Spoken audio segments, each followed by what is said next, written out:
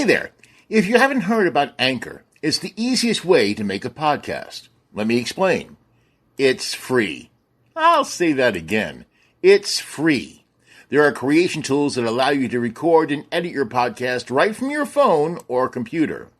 Anchor will distribute your podcast for you so it can be heard on Spotify, Apple Podcasts, and many more. You can make money from your podcast. Oh, yep, with no minimum listenership. It's everything you need to make a podcast in one place. Download the free Anchor app or go to Anchor FM to get started. Now it's time for the Big Bad Broadcast. Some people are like slinkies. They have no real purpose, but it makes you smile when you push them down a flight of stairs.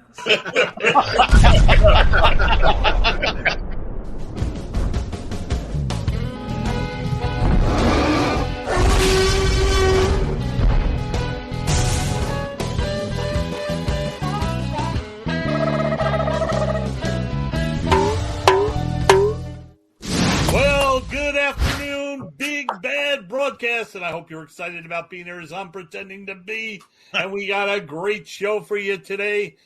Mike, Grief is here. Mike, that woman's like your idol. She likes to push people downstairs, right? Hey, you know what? That's the best part of the day. It's not Folgers in your cup. It's pushing somebody down a flight of stairs. That's what wakes me up in the morning.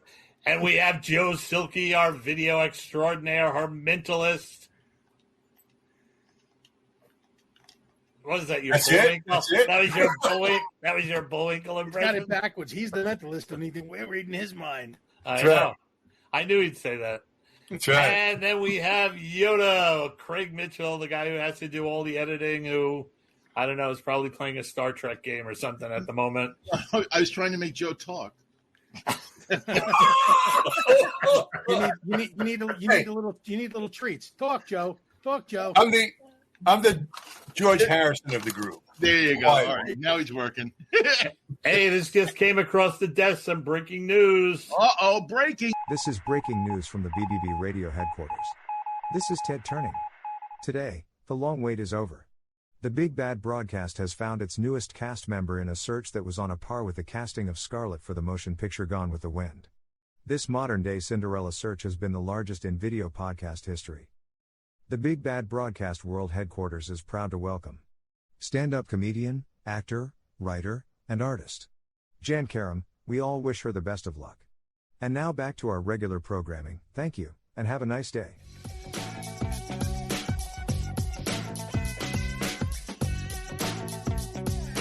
Ladies and gentlemen, here is Jann Karam. Jann.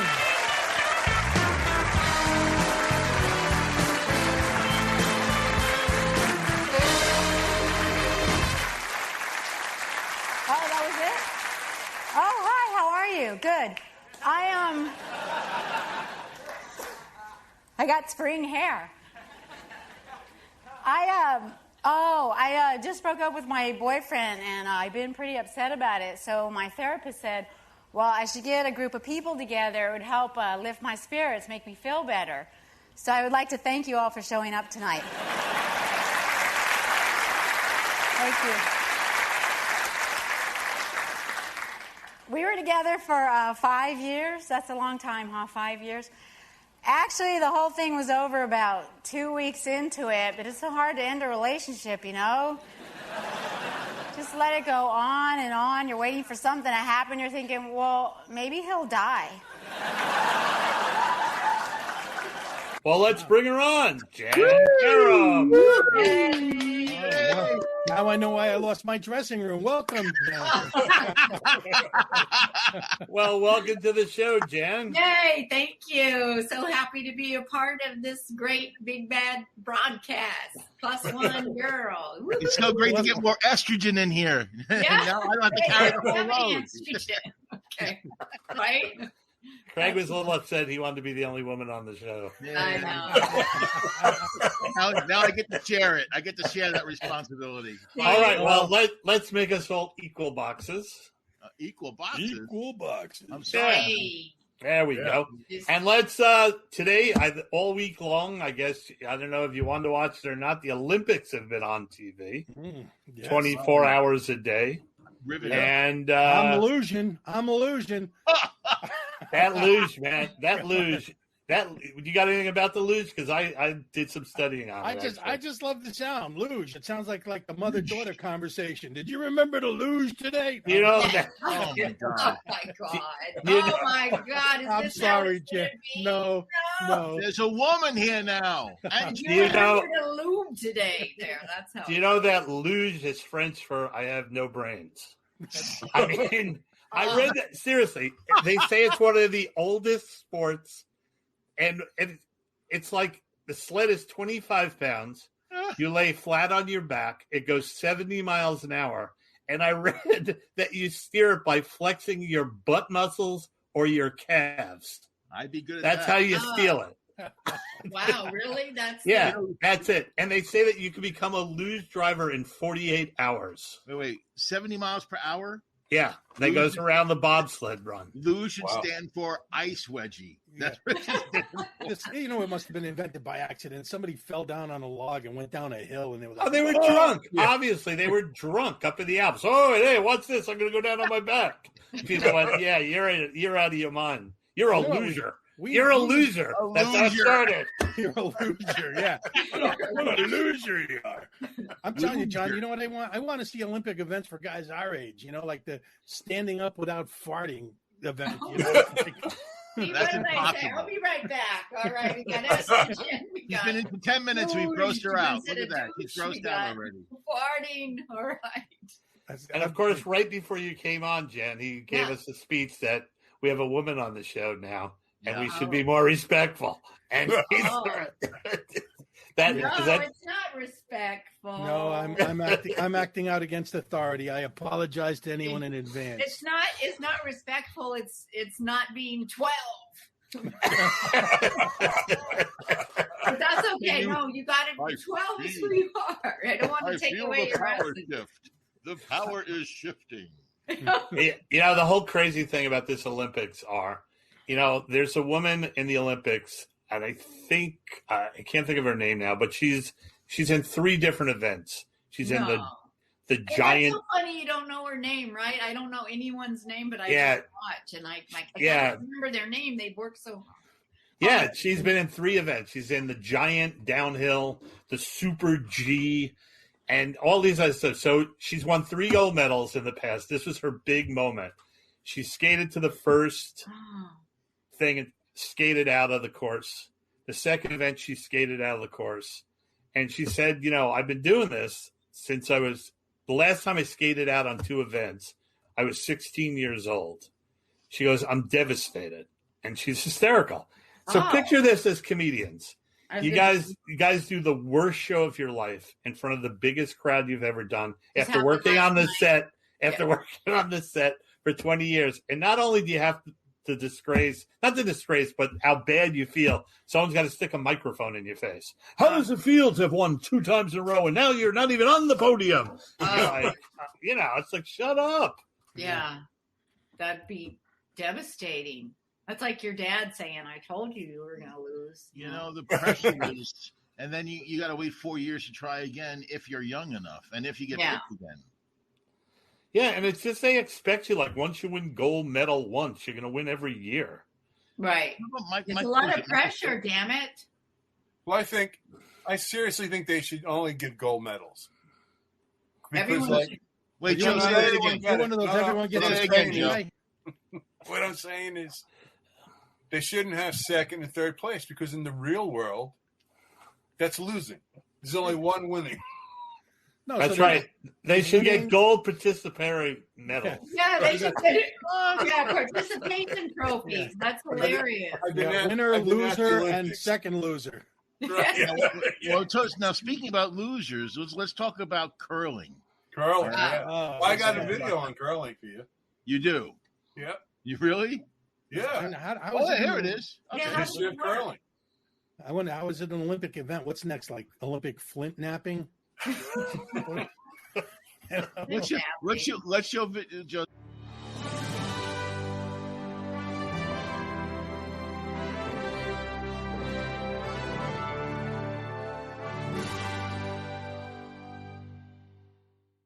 The history of curling. Curling is the oldest team sport. It originated in Scotland, but we're not sure when. Paintings by a 16th century Flemish artist, Peter Bruegel, 1530 to 1569, portrayed an activity similar to curling being played on frozen ponds.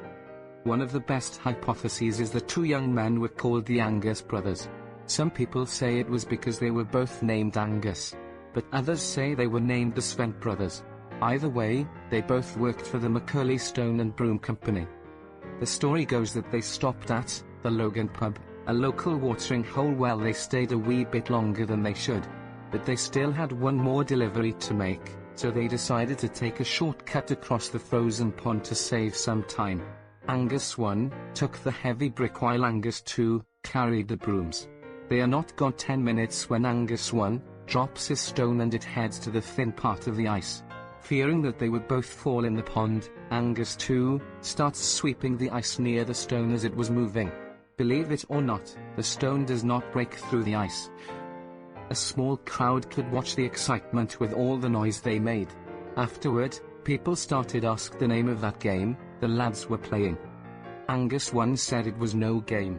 Angus 2 said if curling found out he would skin their hides. The next day people started to come to the shop and ask for curling equipment, and that's how the sport of curling was born. By 2022, curling has become one of the Olympic Winter Games' most popular events.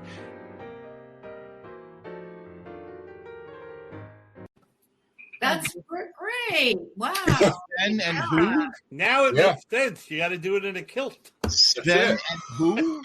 Yeah. You got to do it in a kilt. I'm telling you. And then it's like the world's oldest sport, and then what happens is in 1937, someone decides, hey, let's have it at the Olympics. Not as but as like a viewing sport, not a participating sport. Just like, hey, this thing curling is kind of cool. Why don't we have these guys just come and do it? And they do something to do between events, huh? That wasn't an event. Is that true? Why would they make brooms and rocks? Why brooms and rocks? I don't understand how they get those two. Because it's the McCurley Broom and Rock Company. Right, but where does the rock come in? When you make that business, it shouldn't be like broom and pail or broom and dustpan. Well, broom and rock. It was the big merger of 1883. Everyone knows that. Were those tea kettles? And I just love curling. You're right. It's like you're sweeping. So it's like, wow, I think Jan's right. If it came from like England and Europe and everything, they were probably tea kettles. Yeah. Now you talk about a drunk sport. They had to be drunk for that to happen. Oh yeah, definitely. Yeah, They go like, okay, I need you to throw the rock, but first the spot. My favorite part is how they scream after they let it go, and then they're yelling at him. And they're if you ever hear, they're screaming like they're directing the sweeper. Yeah, the sweeper. Yeah. Do you really think sweeping in front of a rock really influences the trajectory of that rock? I mean, there's no parking on the court during those hours. How do you practice for that without ice? That's what I want to know. How do you? Well, I was saying before, can you be married to a sweeper? Honey, would you sweep the floor? No, I'm tired. I did it all day at work. Tomorrow, will you vacuum then? No, it's not my job. Tomorrow's the Olympic. Yeah, right. Tomorrow's Olympic dishwashing. Tonight is men's big air. What's that? I can do that. Give me a couple of burritos. That's the snowboard half pipe. Oh, okay. With the flying tomato, who's won 3 gold medals in a row, and almost didn't qualify. But Shaun White, right? White. He's like 90. He's 90. He's not 90. He's probably he's all washed up. He's probably 30. Exactly. No, 21. I think he won the first time he was 14 or 16. Yeah, it's funny when they say he's worked her, she's worked her, or wanted this her whole life, and they're 15. Like, right. Well, there's a 15-year-old ice skater. Brilliant. See, I can't watch the ice skating. He was wearing red gloves. It was I like when they fall. I like the ice skaters. I hate the judges. oh my God, a sequin popped off. That's going to cost her huge. You know what I mean? It's like, oh, I see a bead of sweat on the triple cow. That's big points. The triple sow cow. It's always the triple Lutz or the luge. The luge or the Lutz. Well, on the women's half pipe. Yeah. I do the triple putts. On the women's half pipe, the big move was, it used to be if you could go around if you could do a 180 a couple of years ago, that was big. Then it was a 360. Yeah. Then it was a 420. Now they're doing 1680s. 5 times around. Yeah. The girl last night did that. I thought you needed an iPhone for 1680p. She goes, this woman from America who won the gold medal, she goes out of the half pipe. She got a height going out of the half pipe of 14.9 feet. Wow. And she's from Los Angeles, and she's Korean. And it was cool. I kept showing her family. They were just going insane. Oh, they wow. were just going insane, yeah. How many Pretty cool. events are there in the Olympics? I mean, know. It's and amazing. I know all the subcategories, too. I can't keep track. How about the spreadsheet? How about the biathlon? Hey. That should be a thing that New Yorkers would be good at. You get the ski and shoot. Shoot while you're skiing. You get Scott shoot the guy in front of you. So, are you guys familiar how the biathlon works? It's like a cross-country skiing event with a rifle on your back. Then you get 3 stations. You got to lay down. You have 5 bullets in the gun. You have to hit 5 targets. If you should miss one of the targets, you have to take a bullet out of the backpack with your hands in the freezing cold and try to load it in the chamber without the bullet sticking to your fingers, because that's how cold it is. And the guns jam and everything. So if you don't miss, my God, it's brutal. I mean, it's really brutal. We seem to have lost Craig. Craig, where did you go, Craig? Where is Craig? He got bumped. So he bumped himself, huh? I mean, I have the controls, so I guess. Oh, okay. Are you in charge now? I guess so. I'm gonna have to remember what to do, but yes, I'm in charge. So be nice to me. So the other thing that's weird about the event is the half pipe and the big air competition are right next to 3 nuclear reactors. Yeah. I think I saw that. I was wondering, what the heck is that? Are those nuclear reactors? Nuclear reactors, yeah. No way. Yeah, no, it is. That's true. You can see it on the big air. That's why they're getting such big air. Radioactive, I guess. The only thing Mitch. What happened to Yoda? Right, he's gone. Smooth, seamless. Muted. Now Mike's muted. Mike's muted. I'm unmuted. There you go. There you are.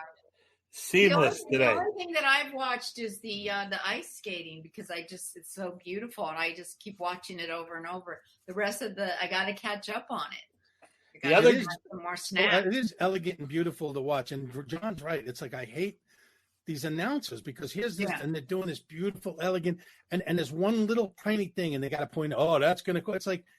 It's just let it go. Let the judges tell us. You don't have to describe every little mistake they as the average viewer. As the average viewer, do you notice when they make unless they fall? I am not really noticing mistakes. Yeah. Well, I mean, last night in the half pipe, the women's half pipe, right? This woman comes down and does the most amazing run you've ever seen, and on her last landing, her hand skimmed the wall, and that run would have gotten a 90, and because her hand touched the wall for a second, they give her a 67. No way. And they go, well, they count on style and landings, and it's just wow. Can you let it go? Yeah. Well, I guess because there's so many competitors. I guess they need some excuse to thin the herd out. So. Yeah, I know, but it's just I don't know. It's just so standards are very high. That's what's different between the Olympics and the X Games. If you've ever watched the X Games, stand-up comedy. Grew up in stand-up. The X Games. When you watch the X Games, so somebody's doing a skateboarding thing, right? And he gets a high score, and the next guys are going behind him. The guy who has the high score is there cheering like crazy for the next guy. You know what I mean? And it's like it's more of a, they're all just pushing each other to go bigger and camaraderie. It's just it's like totally said, different. It's not like comics. Comics are like watching the other guy going, "Oh, I hope he dies on stage." That joke wasn't that great. Yeah. He missed the triple Lutz on that one. Yeah. Oh, not that tag again. Yeah. Everybody's doing that premise. Oh no! Here comes the McNugget joke. Remember, every act in the world had a McNugget joke for a while. Yeah, it's been replaced with Chick-fil-A, right? Right. Speaking of McNuggets, where's Craig?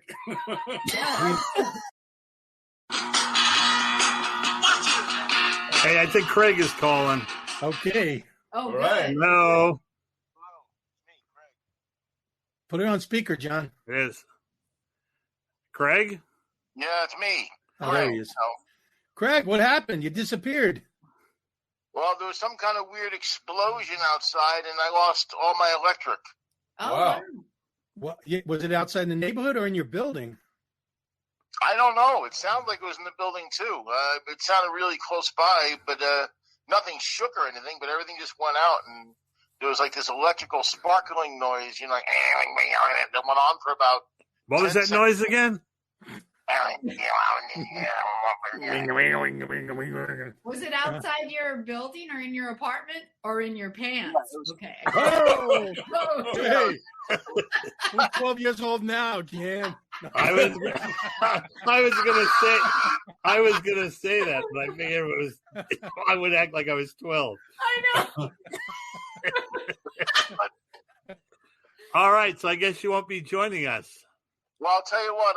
When I'll come back and we'll get Dan on the line, and we'll I'll come back and we'll get our guests on the line. Bad connection. Okay, that's probably all you ever wanted to know about the Olympics, and probably more than you ever thought about the Olympics. Just no more curling, okay? No more curling. Seriously. But we got a great guest today, and I'm going to kick it over to Yoda, Craig Mitchell, for an amazing interview. Well, certainly. Speaking of curling, that's the kind of curling I like. But anyway, today... okay. It's called a transition, folks. Seriously. Okay. Well, I thought you weren't transitioning yet.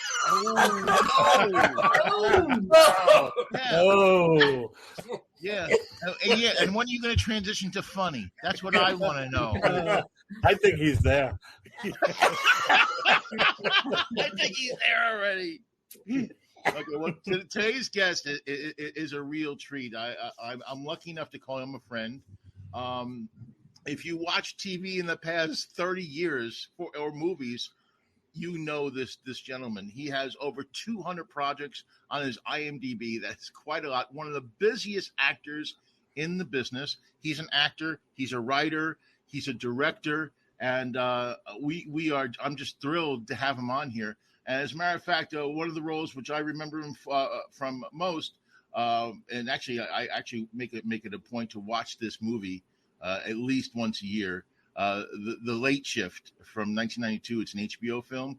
Here's a scene, and you'll recognize him immediately. Guess so. What are you doing? Jay, honey, let's get this ironed out. We can work something out with NBC. Oh, no, they want you out. So do I. What about taking care of me and my kid? You sat there on Jerry's deathbed. You said, I'll take care of your wife and daughter. I heard you say that. I did say that. You know what? And I meant it then. But now, Helen, you almost cost me this job. You don't need this job. Listen, I've been on the phone. I guarantee us a job, $25 million. We can walk out of here. Goodbye, Helen. Don't you leave me, you two-faced bastard. What do you want to do? What do you want to do? You want to break this? You want to break this? It's broken. Please welcome, everybody, Dan Roebuck. Hey, okay. All right, hold on. I'm sorry. 1 second. Put the bumper weight. Put it down. Throw the rock. You guys, we're curling here. You don't know how hard it is to curl in the state of Florida. It looks like you're rowing. Well, that's what happens. The ice melts, and then you row your way out of it. Yeah, I mean, extraordinary sport. It's water polo, is what it is. It's water polo, yeah. That joke is like a deja vu. The whole interview is like a deja vu. It's so nice to be here. I feel it's like it's some Inception dream where I've been here many times. Whoa! That's your curling partner. That was an earthquake. I want to know how you look so young, and I remember you from Matlock. I know. Well, now I look like Matlock. That wasn't him. That was the other guy. No, that was him. It's so funny. Yesterday, Rob Zombie put up an old White Zombie poster, and he said, it said, "This is what I was doing 30 years ago. What were you doing?" And I just wrote on his Instagram, "Solving murders with Ben Matlock." And he wrote, "You win." So speaking of that, speaking of Rob Zombie, I mean, like a couple of months ago, I was just like on Facebook, and all of a sudden this picture shows up. Oh, and I'm like, oh, nice. And I just about lost it, and I know what a fan you are of the original series, and I can't imagine how thrilled you are. It's such a great blessing to be part of the movie. So Rob asked me to be Grandpa on July 19th, 2019, the day before the 50th anniversary of the moon landing. Craig, I don't know, Yoda, if you know anything about that, but in the real world, we actually went to the moon. We boldly went where no man went before. We did that. I know you were watching Star Trek at the time. But they didn't beam down. They used a ship. It's not real. That's right, Maroon 5. But so Rob asked me to be in the show. I mean, dude, years before we shot it, and then this thing called COVID hit. I don't know if you've ever heard of that, but what is that? Vaguely familiar. So it took a while, but gosh, when we finally got to shooting it, it was truly the greatest thing ever. I mean, honestly, I wish that I could show you a picture. I don't know, but when I was 12 years old, I was a clown in a circus, and the character I played was called the Count. He was a vampire clown. That was my shtick. So I wore a tuxedo and I wore a cape and I had clown makeup. That's when I was 12. When he said, now the role's not called Grandpa in the script, it's called the Count. Dude, I almost drove into a tree. Wow. I mean, oh my God. Can you imagine from 12 to wow. No coincidences, right? I mean, they called me for the part of Spot. I had to turn it down though, but I used to be a Spot. They said you weren't grumpy enough. I think Spot's always mad. I want to audition for one of the guys that screams and jumps over the fence and runs away, but I know those are the best parts. When you watch that, their hats go up, their hair goes up. Think of how they had the wig with the pneumatic. Somebody went, so the hair would stand up. The fact that he was a vampire clown, because kids aren't scared enough of clowns. That's a really good point. The first time I went to do a magic show in the character, and it wasn't, it was just, me with the clown. The birthday boy screamed. I could even take you to the house where that occurred in Bethlehem. The kid screamed. But where's that kid today? Yeah, Joe used to be a clown. Joe was a clown. Joe was the Arby's clown. Were you really? What? Yeah. Joe was the international Arby's clown. Joe, that's cool. That's the reason I eat McDonald's to this day. I'll tell you a cool thing about being a clown and vampires. I used to have these like vampire teeth, and I was like a really good looking clown. I mean, John like a real clown. And so what you do is you put the fangs in your mouth and you close your mouth and you smile. And then when like nobody's looking except one kid, you open your teeth and the kid starts screaming. And you close your mouth. And you're like, nobody believes. I don't know. What is it with burger chains and clowns, man? You ever duke it out with Ronald McDonald? Oh my God! If you watch what when Willard Scott was maybe the first Ronald McDonald. Oh yeah, he was scary. He looked like a pedophile. No. Well, yeah, I mean, I don't know that I think a pedophile will be smarter than that. That's really John Wayne Gacy said that's going to be my role model. Yeah, John Wayne Gacy thought I can work with some of this. He used a drink cup for a nose. Come on, that's not. John Wayne Gacy. He was the Nathan's clown. A very auspicious beginning. It's funny, to talk about this stuff. Look, you guys are comedians, right? And you're allegedly. Well, no, you're professional, funny people. And what the internet's given is, as you well know, because I'm sure you're on the receiving end of a drubbing every now and again, where some guy who's never done anything, looks at your comedy and goes, "This isn't funny," and you say, "Really? Can you do better?" What I take a lot of, it's funny what people say, because I've been in so much stuff. I bump into people and they might say, how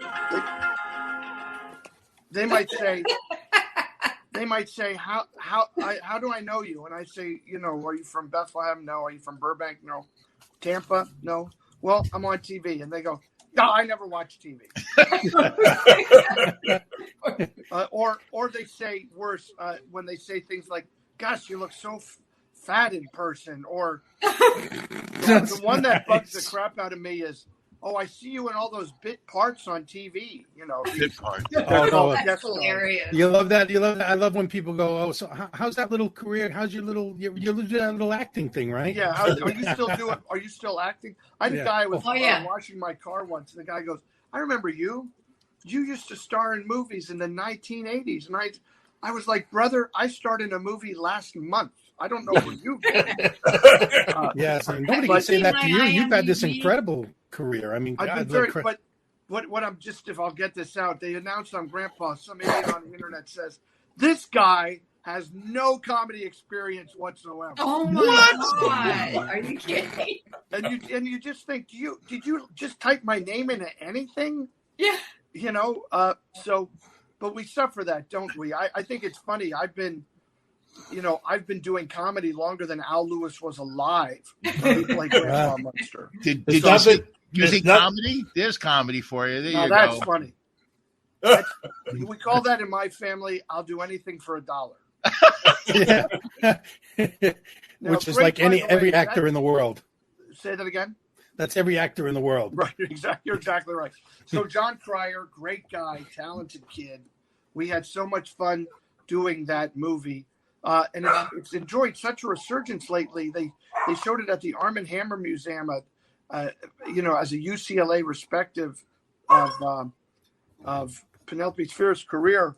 Wow. And it's just funny how everything old is new again, Yeah, that's great for you and your career. It's just I'm absurd. sorry, I have an invisible dog. Hold on. Oh. I'll beat you with the curling. It's probably called Sweeper. It's probably my dog because I'm getting a delivery from Amazon. Probably. Sorry. I mean, you're one of the most naturally funny people. You're one of the most naturally funny people I know, Dan. For people to make that kind of blunt assumption is like, I mean, did they see? Well, we showed the clip of the Late Shift. I mean, can you share the story of how you got that part as Jay Leno? Yeah, sure. That's just but amazing. first, let's wait. I want to see for what we John got from Amazon. John's going to put his dog now. Let's see what he got. I want to see John. John, we'll turn this into an unboxing video. There you go. Hopefully, it's not his diapers or something like that. 200,000 more views. I hope it's not his. I hope it's not his testicle spray. When you get a picture, when you get a package from Amazon, that voice on TikTok.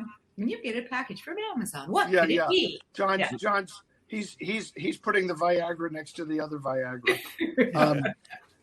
So how I got cast in a movie called The Late Shift. I'm not a trained actor. It's so funny. Oh, here it comes. Here it comes. The dog has better. Dog takes the The voice, the Leno, you had that nailed. I mean, that was incredible. Now, how did you do that? You had the lisp and everything, the articulation. Okay. I had a good director, great script, and I'm not. What I was saying was, I'm not a method actor. You know, like I'm not a guy who's methodical. But sometimes for auditions, I kind of go the extra mile so that I can inhabit the role as best I can. And although Jay Leno drives himself to work, you know, I put on the suit. I put on a little padding back then. I had my buddy drive me to the audition at the studio gate. He said, I have Daniel Roebuck. He's here to play Jay Leno. Chucky, I'll say. As if you were Jay Leno all the way through. Yeah. So, and then, you know, I did what I could. And once I think, I definitely got their attention. And they had seen everybody, but not me.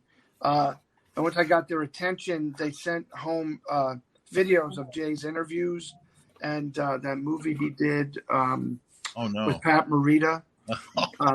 But I mean, just as, you know, to really kind of get his regular, not his performing self, but his regular self. And then I went back. Now, once they cast me and we negotiated and everything, and we're on the set, and Betty Thomas says, Bunky, she calls everybody Bunky. Bunky, we had no one else. No one else.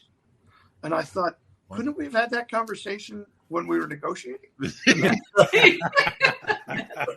No one else. Didn't you tell me a story that you actually called on the phone and pretended you were Jay Leno to somebody? Yes, well, that was after that. It's a quick story, but I think it's fun. I'll try to get through it quickly. I played The Late Shift. A couple of years later, I had just done a pilot for a great TV comedy called A Minute with Stan Hooper. So let's say I was in the high cotton, as we are sometimes. There you go. And they called me. My manager called me and she said, hey, they just need a guy to do a voiceover of Jay Leno for, tell me the name of the comedian, you guys, who was on the TV show with the suitcases that had money. But he doesn't like to touch hands. Howie Mandel. Howie Mandel pilot. Thank you. That's nice. Called, my friends, you just saw it. That's called old age. So the Howie Mandel pilot, they just needed a joke where Jay Leno, he's watching TV and he hears Jay Leno's opening monologue. And the joke was, he's been using a joke the whole show. And then on the opening, and everyone's saying it's not funny. Then Jay uses it and the whole audience laughs. That's the big joke. So she calls me and she says, do you want to do this? And I said, yeah, I'm sure, of course. And then she calls back, you know, as managers do 5 minutes later. She's like, oh, God, screw these people. They want you to audition. And I thought, didn't I already audition? Like, can't they just go to HBO and watch that $25 million movie? So it was me and another actor who I respect immensely. She says, I say, no, I'll audition. She goes, that's dumb. And I said, no, I'll do it. So she goes, it's you and this actor. And he does a Jay Leno too. And so you've got to call the producer and he's going to listen to both your Jay Lenos and then he's going to cast one. So I was like, all right. And I'm going to get through this quick. I dial the phone, hello, Howie Mandel show. And I don't know why I said, hello, hey, it's Dan Roebuck. Is Bob Smith? I'm sorry, I didn't say that. I said, hey, it's Jay Leno. Is Bob Smith there? And they're like, yeah, 1 second, please. And the guy gets on the phone. He goes, help, Jay. And I said, oh, hi, how you doing, Bobby? Hey, Howie called me, and he said, maybe you want to do something on the show? And the guy goes, oh, yeah, Jay, yes. Jay, that would be so great. Oh, my gosh, I didn't realize Howie was going to call you. But, yeah, we would love if you would do it. And I said, well, why did you making fun of me? And he goes, no, oh, my God, no. And he explains the joke. He goes, oh, my God, we could send someone right to the studio now. They'd record you. It would take you 1 minute, and we would do it. In fact, I could get someone there right here. I'll just tell them to come right over. And I was like, oh, all right. Okay, as long as you're not going to make fun of me, and then I go, hey, it's Daniel Roebuck. I'm sorry. And the guy goes, oh, F. Like, he didn't say fudge. He said F .. And he was like, I can't believe, come on, are you kidding me? I said, I'm sorry. I don't know why I did it. I'm sorry. And he goes, oh, he was so mad at himself. He goes, God, do you want to do it? And I said, yeah, but don't you have to call the other guy? He goes, just give me 5 minutes. And then 5 minutes later, my manager called. She goes, I don't know what you did, but he's awfully mad. But he said, here's the address to come and record. Man, it would have been funnier if you would have just let him keep thinking you were Jay Leno, and they would have called up Jay to go like, oh, yeah, we're ready to tape that. Yeah. That's, what's funny? I wonder how those, we always hear those stories that Jack Benny, I'm sure every comedian's heard the story that Jack Benny once came in third in a Jack Benny sounded like contest.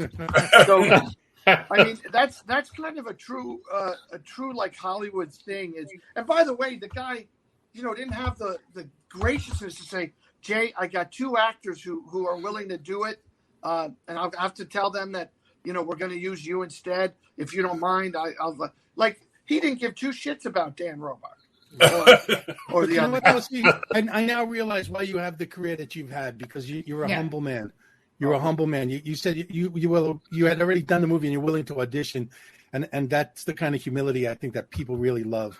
Well, it's kind of you to say, look, I think as actors, performers, entertainers, we've already got the brass ring, right? So the problem is when you think you start deserving, like I go to an amusement park called Knobel's Grove, and it's got this great old carousel, and as you go around, you pull. The golden ring out, you pull the ring, right? And whoever gets the brass ring gets a free ride, whatever. But so the idea is that I try to get the brass ring every time, and I don't care if a little kid, if I grab it and I have the brass one and the little kid rides, I don't care. Now I always give it to the little kid because I buy the brass, but I'm like, here, you can have it instead. But like that's really what we do, isn't it? We're always pulling the brass ring, and if we think it's going to come to us all the time, look, it's great. Rob Zombie calls and says you want to be Grandpa Munster. Amazing. But, at the same time, I'm auditioning for a Hallmark film last week. Yeah. I mean, that's part of our job. The injustices of it, the indignities, but you can't look at it that way. I look at it not as an indignity, but an opportunity. Look, Jan, that's the problem. And Craig, I've mentored Craig, and I think Craig, I'm not saying. Will you mentor me? Okay. I'll mentor anybody. Okay. I would happily do it because there's a lot of misinformation out there. But what nobody is saying is if you stay positive and focused on good things happen. That's a fact. That's a fact. See, I've never had an expectation of my career. I mean, I it's the same thing. It's like I will go read, I'll do whatever. And it's not that I have your kind of resume. I have a decent resume, but nothing like yours. But that is the whole thing. It's like I understand that they don't know these new casting people or whatever, or even if you've worked for them before. They want to see how you are in this role. They have to justify their job. And that's cool. No ego, just go. Just go. I can tell you another quick story. Do you remember who Royal Dano is? The actor Royal Dano. He's in Teachers. That's a movie from like when we were about 20 years old. He's in Red Badge of Courage. He was the star. He's the voice of Abraham Lincoln at Disneyland for 50 years. He's the voice of God in the 10 Commandments. It's his voice that comes out of the burning bush. Oh, geez, I did not know that. In 1985, I went to a commercial audition for that Nut and Honey commercial. Nut and Honey. Mm-hmm. Soldier, what are you eating? Nut and Honey. Okay. Right. And we may all even remember that. And I couldn't believe that when I got there, Royal Dano was in the room to read for the general, and I was there to read for the private. Wow. And I was like, Mr. Dano, I have a lobby card of you on the wall of my living room. And he said, from what movie? And I said, from the Seven Faces of Dr. Lowe. Like, I can't believe I'm meeting you. I look at you every morning. I was thrilled. Then they call us in and they go, Royal and Daniel. Oh my God. So I go and I read with Royal Dano. It's me and him doing a shtick. And then I say, Mr. Dano, may I walk you to your car? He goes, yes, that would be lovely. And we're walking to the car. And I said, Mr. Dano, I don't understand. Why do you have to audition for this? Why don't they just give you this? Yeah. And he said, Dan, this is something you have to understand. It's always someone new. You always have to prove yourself to someone new. Well, Oh. and Wow. that's everything I needed to know about show business delivered to me from the man on the wall in my living room. Wow. Like the advice doesn't get crisper or clearer than that. You've That had is all so these awesome. kind of divine interventions or cosmic, universal kind of messages that you were able to get early on, like starting at 12 years old, being a clown, and then this thing where you got good signals and lessons that you could carry with you to have the courage that you had, because to be able to pick up the phone and pretend like you're Jay Leno, I might be afraid to do something like that, because, I'll let them see and decide if they want to pick me. But you just took it. You took the brass ring. That's chutzpah. It's chutzpah, yes. But I would say to anybody who's an entertainer or wants to be an entertainer, anybody who's listening to this, I maintain that we all get this kind of clear signal from a higher power. I'm a Catholic Christian, so I see it as a God higher power. Anybody can see it. I don't dictate anything about a higher power. I don't dictate anything to anybody about anything. No. But to me, I think it was such a clear signal. This is what you need to work on. And everything I saw that I was interested in, like I watched The Odd Couple constantly. Guess what? One day I was called upon to play Gary Marshall, the guy who created the TV version of The Odd Couple. Yeah. Like when I was a child, I was an impressionist. Before I was the clown in the circus, my mom took me to see Rich Little. I went up to meet Rich Little. He signed my book. Then it's only 18 years later, 18 little years. I'm standing on the set with Rich Little, and I'm doing an impression of Jay Leno, and he's doing an impression of Johnny Carson. Like I'm not above him. I'm with him. We're equal. But Jan, me, you, Mike, Joe, Craig, John. Maybe we all get signals when we're young, and we deviate because it's easier to follow white noise. It's easier to get hooked on drugs, to smoke pot, to find porn, to find women who say, I don't want you to be an entertainer. I had that. All that shit came at me. Yeah. And I was just like, no, I gotta stay focused. Yeah. Yeah, that's really great. I've had one of those magic moments that you're talking about was with Martin Landau. I was doing a scene in Ron Howard film, Ed TV. And so I got to work a week and hang out with Martin Landau. And so, of course, we're on Universal Studios backlot.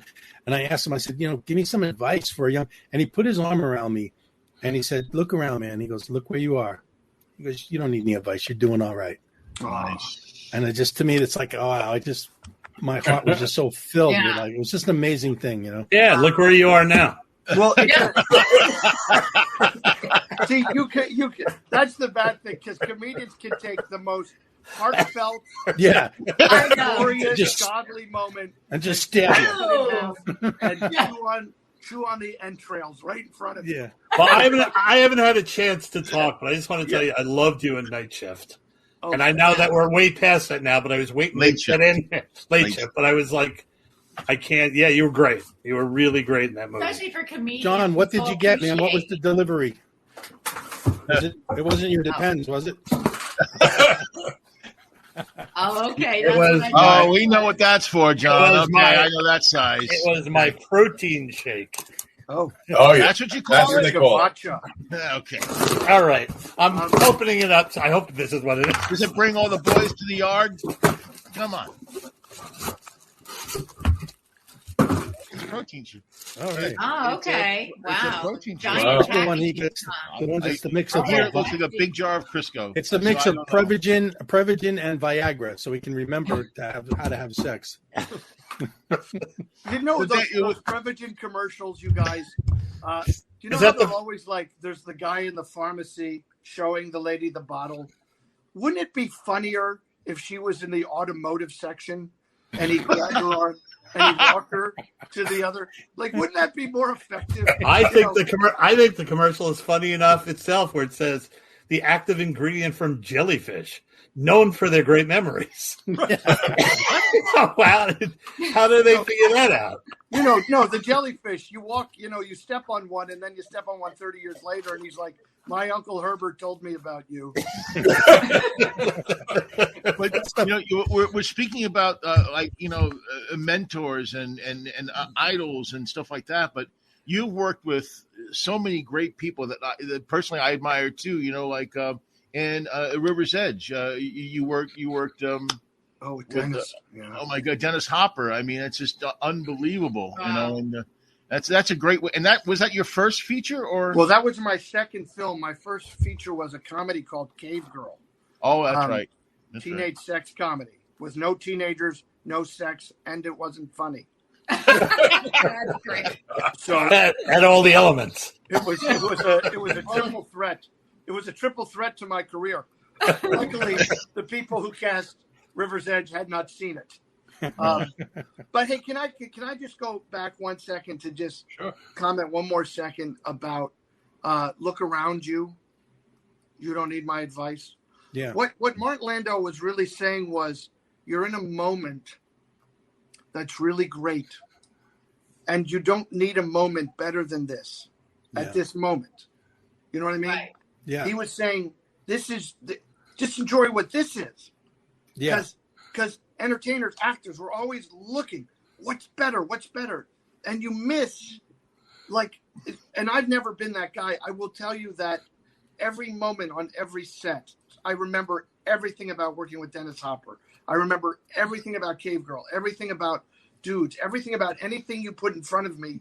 A couple TV shows I might say, was that The District or The Dementor? I may not remember. Right. I knew it started with a D, but I may not remember what show it was. But I remember being on the set because I always was present 100% in that moment. Yeah. And people who are watching this aren't entertainers. This isn't just entertainers. This is, you're at your kid's Little League game and you're on your phone. Yeah. You only get your kids for a certain amount of time, and then they're on their phones when you're talking to them. Yeah. So why don't you give them your full attention? It's just hard for people to do that. To be present and be in the moment. Well, that moment was, like I said, to me, that was like what you just said, but it also meant to me, we're equals. And to have a man like that to say, today you're my equal, was like, wow. It just, like I said, it meant something to me, and extremely. I've carried it since then, and it was a long time ago. Yeah.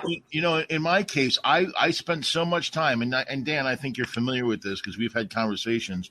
I spent so much time looking for that moment that I was so obsessed with that I didn't realize I had it in my back pocket the whole time, and it was there, and I just wouldn't let go and realize what the opportunity or what the situation was. And when I did do that, it changed everything. So in that way, I'm totally on board with what you're saying. Yeah, I mean, Craig, you're a great example. Like, you did something I don't think anybody else here did. You were on the set of Saturday Night Live, and you did something live on Saturday Night Live. Now, that's been on for 40 years. I've never done it. I've never had that experience. And if you had 2 lines and Bill Murray had 50, well, you're still in that moment. Yeah. You're sharing that moment. Yeah. And wow. Yeah, I mean, it's like life is profound every second of the day. The only difference between, let's say, me and others is every second of the day I go, oh my gosh, this is amazing. I'm here talking to you guys. It's amazing. I'm being able to try to offer positivity or hope or whatever to whoever's listening to this thing. It's amazing that people, ask my opinion. So, this is the day that God has made. So live in it. There's so many things I want to talk to you about, but your career is so gigantic. I want to get to what you're doing now because I know how important that is to you and how wonderful it is. But I wanted to just bring up one more thing. And we can talk about anything. Yeah, my mom said I could stay up late today. You were on Matlock for 3 seasons, right? Was it 3 or 4? Three. Well, I mean, it's a good trivia question. I was on Matlock for 9 seasons. I was Cliff Lewis for 3. That's right. I was another character in the first season for one episode, another character in the third season for 3 episodes, and another character in the 5th season for 1 episode. Oh my God! Wow, what a different day and age where they would use the same actor for different parts, because they don't do that anymore. They don't. No, you're so right. Oh my gosh! As a matter of fact, like when you do NCIS, when you did NCIS, that was it. You were screwed. You had to wait 7 years before you could do NCIS again. Wow. Now, the good news is the casting director of NCIS keeps track of that. And the day my 7 years were up, they brought me in for another NCIS. That's so awesome. I know my NCISs are exactly. Oh, wow. So you just got to live long enough to do 3 or 4. And And so much the show. when you auditioned for Matlock, didn't you read with Andy Griffith? No. I was cast as a guest star the first time. So you just read generally with the director or a producer in the room. The director, by the way, was Tony Mordante, who was, I want to get it right. He wasn't, I think he was Arab in the original West Side Story. West Side Story. I mean,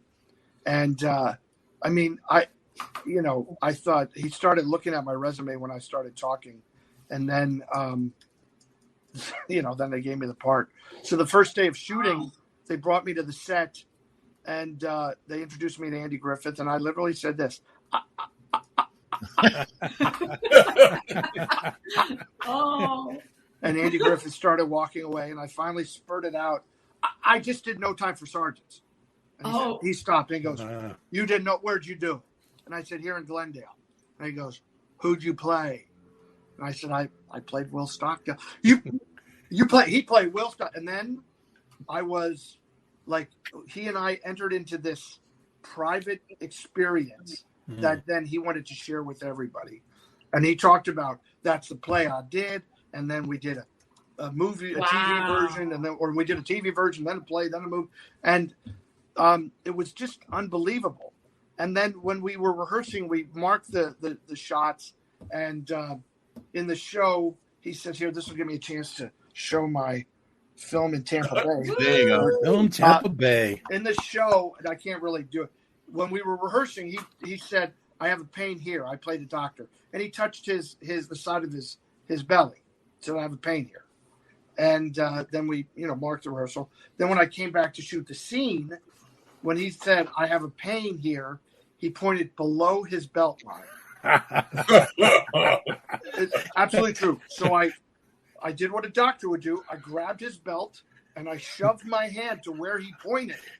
And I was like, I don't feel anything wrong. So, and then he got to do his and then the next day, Tony Mordante comes up to me at craft service. He goes, I don't know what you did when you put your hand down the old man's pants, but he wants you as a series regular. Awesome. And that's kind of how we met. So as it turned out, I remember telling my agent that, and the agent was like, "That's never going to happen. That's not how it works." Next show I do, I know what I'm doing. No matter what. Yeah. Oh, I'm sorry, Whoopi Goldberg. I'm just trying to become a It doesn't matter anyway. You're not going to be around that long. So, and one other quick story. Of course, you're in the Fugitive with Harrison Ford and Tommy Lee Jones. There is a picture there. Wow. You told me one of the greatest stories about the night you were in the trailer and a certain actor walked in. Yeah, well, it wasn't. So we were shooting the big finale of the movie, which took about 2.5 weeks at the Hilton in Chicago. I think it was the Hilton. And we were not in the trailer, Craig. We were sitting, we were just sitting in the middle of where they were shooting. Okay. And I was sitting on a lens case, and he was sitting on a lens case, which the camera department hates when you do. But sometimes your chairs are, 3 stories. You say it's Harrison Ford was sitting. Yeah. You said he. So if he's sitting on it. Anyway, we're just both sitting there kind of, watching them work. And I turned to Harrison and I said, I don't really know what to say to you. And he literally goes like this. He goes, "I understand." Oh. Wow. It is. Now, what do you say? Did that break the ice? Oh, yeah. Go ahead. No, we had been working together 5 months before that, and Right. he was very accessible, and we talked often, obviously. One great thing I want to say about Harrison, I think I get the story right. My dad, I heard it secondhand from my dad, but my parents came down when we were shooting, those scenes at the hospital where not the Chicago hospital, but the small town hospital where he sneaks in and steals the clothes and shaves and everything. Right. And my dad was just kind of hanging around watching them set up and stuff. And Harrison walked in and he stopped and he turned and he said, "Are you Danny Roebuck's dad?" And my dad goes, "Yeah," thinking, what did he do? But my dad just thought that was amazing. And it's, like I had a mustache. He had you would know that he was my father. Yeah. The resemblance. Yeah. And Sweet. I just thought that was, he gave him a moment of acknowledgement, which, nobody has to do. Anyway, class act.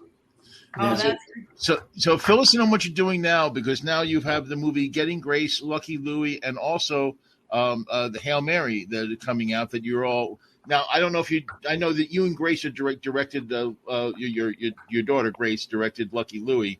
Are you involved in directing all three of them? Yes. So we did 3 movies. The first one, Getting Grace, is you guys. It's lovely, and people can find it on Amazon. They can find it on Apple Movies.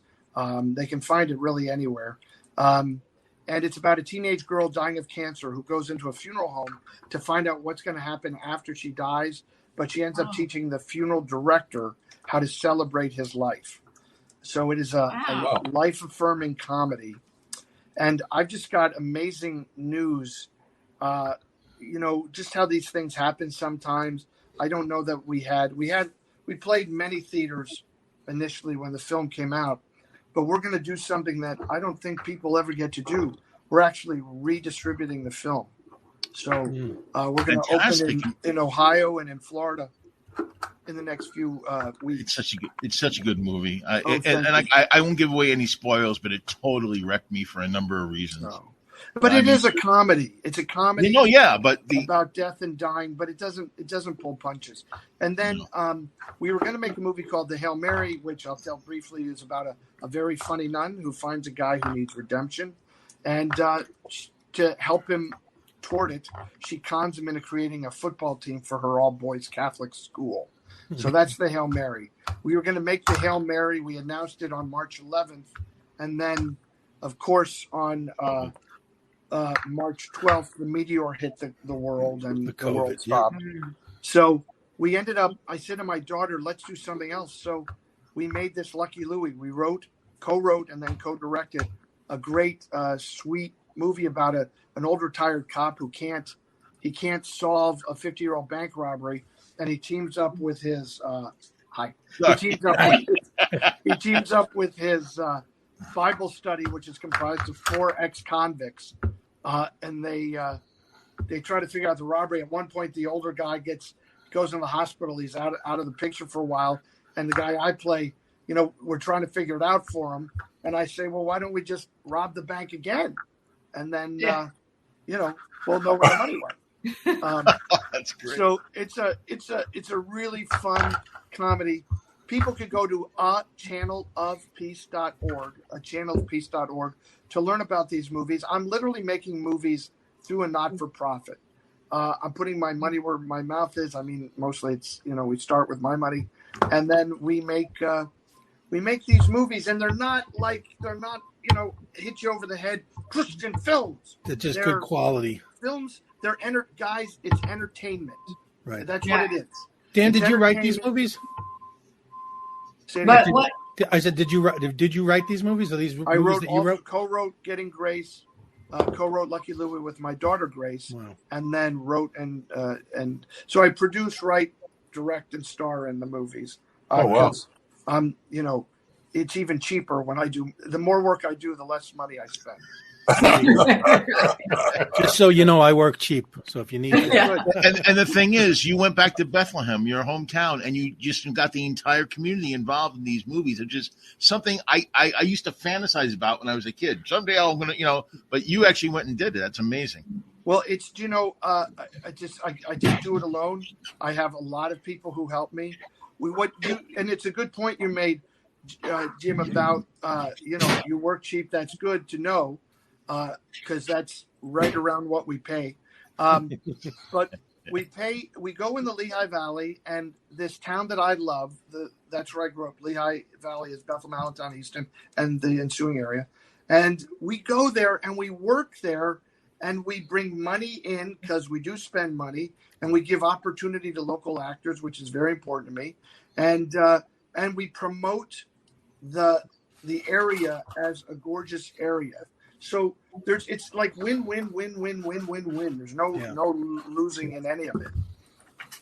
So a big part of what you do is that generosity of spirit. You would say you're trying to share messages and share warmth and love and stuff that touches the heart, right? Tell a story that means something. I think it sounds. Yeah, 100%. And see, you guys, like, it's hard to say this to comedians, but all kidding aside, we are a broken world. It is a divided world. I don't care what anybody's politics are. I don't care what their sexuality is. I don't care about any of that. We've got to figure out everything we have in common, and stop going over and over again what we don't have in common. Right. What we have in common is greater. And comedy is so important today. I think it's going to be one of the main healing factors in the world. I hope so. I'm glad you're there, but we've got, the first thing you comedians have to do is push back this canceled woke culture. We cannot allow 17-year-olds who aren't formed. They're not formed like brilliant. They're not. We don't let them vote. We shouldn't let them tell us how we vote. You know what I mean? Yeah. I don't know what to say, but we've got a mean. It's like the mean kids in high school are in charge of everything now, right? And that's got to stop. I agree with that 100%. They are not promoting. We have to come back to they're common not sense. promoting goodwill and integrity. A lot of it, the world has become, like you said, it's for sale. And I think it's there used to be integrity. There used to be a lot of things. And now it's almost like I'll do anything as long as I can get rich and famous, and then I'll try to make up for it after. And it's like, no, the means don't justify the ends, Right. Well, I keep hearing, look, you got your Amazon delivery, and Amazon's a great example. They tell us, how much money we give away, and and what I say is it half? Because if it's not half, it's not enough. Yeah. You're doing more harm than good, so you better be helping the people you're harming. But it's not. They don't care. It's about selfishness and greed. And the sins and all that, right? Well, and the root of it is they buy off the politicians, and they buy. So the reason they don't pay the taxes because everyone's getting paid off except for the working class, the regular guy, the regular woman. The guy who brought that thing to you is probably working that as a second job, or the woman. They're trying to feed their kids. They're not getting paid enough for what they're bringing you, for the time they put in. I mean, start there. Start paying. You feel good about yourself, John? Yeah. I feel totally good about it. Hold on, Amazon's at my door now. No. Okay. Dan, on that note, the post office brought that anyway. We're gonna have to wrap this up, and it's just your career, and there's so much stuff. It's just not enough time. But we'll come back another time. It's great. I so much more I want to know. Yeah. As you go, but we want to say goodbye, but I wanted to show the clip finally of you from Lost. I just want to say before you do that, I just want to say not only is your career amazing, but you are an amazing human being. Just this little bit I got to know you. Yeah. Thank you for spending time with us. Thank you. Well, God bless you all. Thank you for having me. I'm nervous you're going to throw the lost clip where I blow up. Right. Yeah. All right. Well, I don't know. After all this, and he gone in a poof. Yeah. It ends badly. So I'll say to everybody listening to the podcast, please again go to channelpeace.org and support these great entertainers. Whenever you see them performing, go see them. All right. Show the clip. Let's see it. Okay. Nitroglycerin is the most dangerous and unstable explosive known to man. Any of you ever hear About the guy who invented nitroglycerin? Probably not, because he blew his freaking face off. His lab assistant came into the room, saw that his men are detonated, and he said, huh, I guess this stuff does work.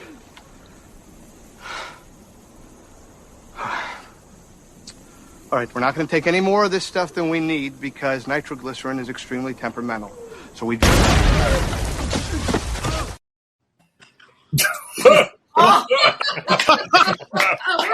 Man, he is.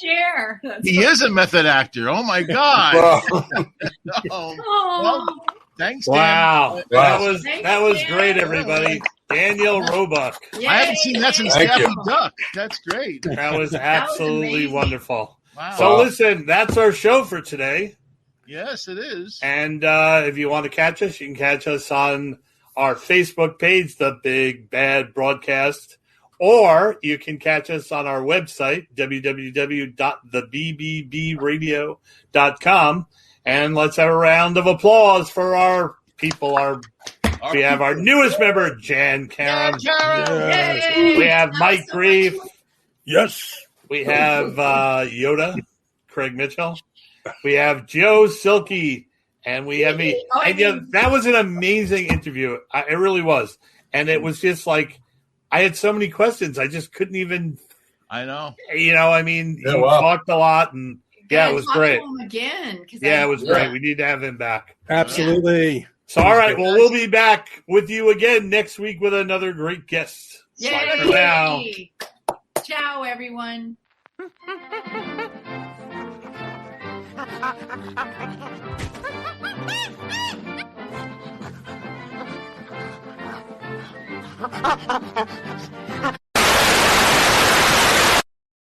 Please remember to like, subscribe, and ring that bell. Thank you.